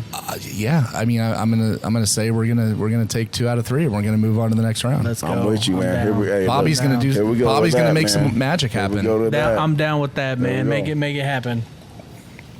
Man, I need a refill. Okay, I'm gonna go a whole different route. Okay. Okay. You're a liquor guy, man. You're an alcohol guy. Yep. So am I. So is JL. So is Nick. All right, here we go. Manhattan versus Old Fashioned. I'm gonna go Manhattan. Okay. That shocks me. Yeah. That shocks me a little because you said old fashioned earlier. Well, I love an old fashioned, and the thing is, the old fashioned has become such a common, ubiquitous drink that's on every menu, and I love that. And I love that. I just think that a Manhattan can be a little bit more interesting. You can also spin on it a little bit more. You can you can riff on a Manhattan a little bit more and come up with some interesting flavor profiles. So I think it's the bartender in me that kind of wants to drink a Manhattan first. I got you, man. I'm with you. Okay, Greyhound versus White Russian. Oh, White Russian all day. Man, the dude, man. The dude. If anybody knows, the dude, That's man. one of my all-time favorite cocktails. I love it. Man, I do too. Yeah. White Russian in Kansas City. I'm thinking of Danny's. Big Easy? Danny's Big Easy on, is that Maine? It was Grand? on... what is that? What was that on? I think it was on Maine. Maine? Yeah. You ever been to Danny's Big Easy back in the day? It was a long time ago, yeah. They had White Russians, and they served them in cups about this tall, my God. about this wide. It was great. I'm in. Long nights, I'm bro. in. Yeah, okay. Moscow Mule versus Long Island Tea. I'll take a mule. Mule. Yeah. Again, you can switch refreshing, it up so much. easy. You never know what you're going to get with a Long Island. You might get some like really sugary, sour mix type stuff. You don't know the quality of the, I mean, like if you get bad vodka in a mule, that's fine. But, I don't know what's going into that Long Island. It scares me. Well, and you almost, for the Long Island, you almost got to tell them that you want the premium liquor, right? Because if not, they're just going to give you all man. Man. It just makes me nervous. Okay, cool. Bloody Mary versus Cuba Libre. I'm going to go Bloody Mary. I love a Cuba Libre, but the Bloody Mary, there's just so much variety that can happen there. Yeah. And so this is a theory of mine that I have about the Bloody Mary that I like sharing with other bartenders. You know, nowadays with the way craft cocktails have gone, you really expect when you go to certain like elevated places, high-end cocktail bars, nice fancy restaurants that, do all the things and have all the frills, you can get a cocktail that'll blow you away by a really meticulous bartender, right? Right. Yeah. But the Bloody Mary is the only cocktail in existence. It's the only cocktail out there where you could be at a dive bar in Hayes, Kansas, or a truck stop or something, and you might get a Bloody Mary that just blows your mind. Blows you 100%. There's no 100%. chance in hell you're ever going to order a Sazerac at that bar, but you might get a mind-blowingly good Bloody That's Mary. facts. That's facts. Sazerac, man. I have yet to have one of those. Have you ever had a michelada? Oh, sure. Absolutely. That's like my go-to Absolutely. outside of Bloody Mary. Anyway. You make Sazeracs here? Hell yeah. You make them? Yeah. Maybe we'll make one here when we're done. All right. Okay, Tequila Sunrise versus Lemon Drop Martini. Oh, man. I'll just go ahead and go with the Tequila Sunrise. Yeah, I guess I'll go Tequila Sunrise. I like tequila a lot. Yeah. And Lemon Drop, just not into, usually just not into vodka. Yeah. And it's a little sweet. Yeah, I'm saying with you. Okay, last one, Whiskey Sour versus Margarita. That is a hard one. I think historically I would easily say margarita. I love a good margarita, salted rim, excellent tequila, fresh lime. Right. Love it, love it. However, we just released this new bourbon, and like our go-to drink with it is a bourbon sour, and I just think it's one of those cocktails that has been kind of forgotten. It's sort of an underappreciated it's old classic school, man. right now. It's old school. It's awesome. Yeah, man. With egg white, by the way. Oh, really? So I think I would have usually said margarita, but if we're talking like a really good bourbon sour with egg white, I'm going to go with that. Yeah. That's have awesome. you ever had them down at Ponak's, the margaritas? Oh yeah, absolutely. My gosh, it's iconic. Iconic, man. Iconic. And they're going out of business, by the way, too. That's crazy. Before I ask you this very last thing, Ryan, is there anything you would like to express, share about Jay Rieger, yourself, whatever, before we ask you this last question? No, I just really appreciate you guys being here and helping us, spread the word and letting me tell the story. And I hope that the pride that we have in Kansas City and the people of Kansas City and our history here, I hope that comes through, and I want people to come down here and hopefully get an appreciation for it. Come down, take a tour, and learn about us. There it is. Let's there, man. Everybody come on down here, man. I know we come down here. I know we do. And I know I will even more, man. And I was going to say, that's the one thing that we have truly enjoyed and loved about this experience with people like yourself, Ryan, is you're Kansas Citian, you got a Kansas City business, Kansas City brand. Mm-hmm. We would like to believe we're that way, but it's like this connection, like as born and raised Kansas Citians, to hear about this story that we didn't even know, and for you to tell it is beautiful. Yeah. It's like, wow, that makes us even closer to our city. Yeah. For us. No doubt. For everybody else, man. Everybody else that's watching that loves this shit. Appreciate you doing that. Thank you. With that, tell us you're from KC without telling us you're from KC. Something only Kansas City people know. Oh, wow. I don't know. What does that mean? Favorite barbecue? Only Kansas City people would know. Tell us you're from KC without telling us you're from KC. Oh, okay. Missouri side or the Kansas side? The state line, baby. Yeah. Yeah. We've had people say that before, D-Rod. Yeah. They're like, you a 913 or you an 816? Yeah. A good handful of times people say that. There's that line. Yep. Love that, man. Love that. Well, listen, Ryan, again, thank you so much for joining us on Enterrupt KC, man. We really appreciate your time. We know you're a busy guy. Keep doing what you're doing, building this brand, representing the city. Keep it up, man. With that, JL. D-Rod, man. Enterrupt KC. Like, share, follow, subscribe. We are out of here, everybody. Peace. Thank you very much.